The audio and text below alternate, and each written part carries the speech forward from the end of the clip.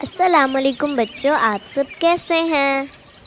آج کی کہانی کا عنوان ہے دیانتدار چڑیا۔ ایک دفعہ کا ذکر ہے، ایک سرسبز جنگل میں 3 دوست رہتے تھے، دیانتدار چڑیا، فریبی لومڑی اور عقلمند الو۔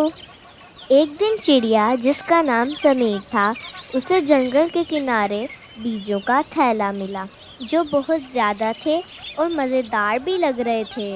یہ نہ جانتے ہوئے کہ اس کا مالک کون ہے، اس نے بیجوں کو استعمال نہیں کیا اور مالک کو ڈھونڈنے لگا۔ سمیر نے اپنے ایک دوست لومڑی سے مشورہ کیا۔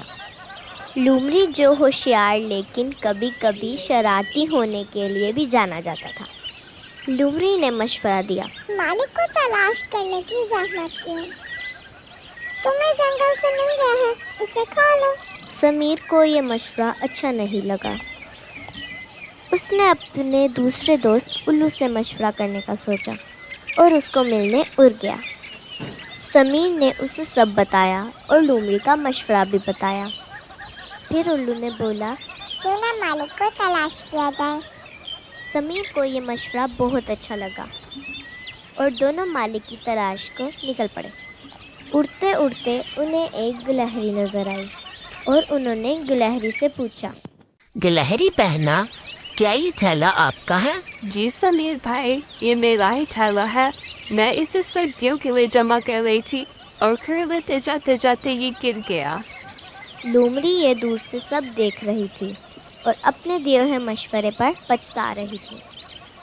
لومڑی نے اپنی غلطی تسلیم کی اور سمیر سے معافی مانگی۔ میں دیکھ رہا ہوں کہ واقعی ایمانداری بہترین طریقہ ہے۔ گلہری کو سمیر کی یہ دیانتداری بہت اچھی لگی اور اس نے بیجوں کو مل کر کھانے کا فیصلہ کیا۔ اس دن سے تینوں نے ہر کام میں دیانتداری کا مظاہرہ کیا اور دوسروں کو بھی اس کی تلقین کی۔ ان کی دیانتداری کا ذکر پورے جنگل میں پھیل گیا۔ جی تو بچوں، آج ہم نے اس کہانی سے کیا سبق حاصل کیا؟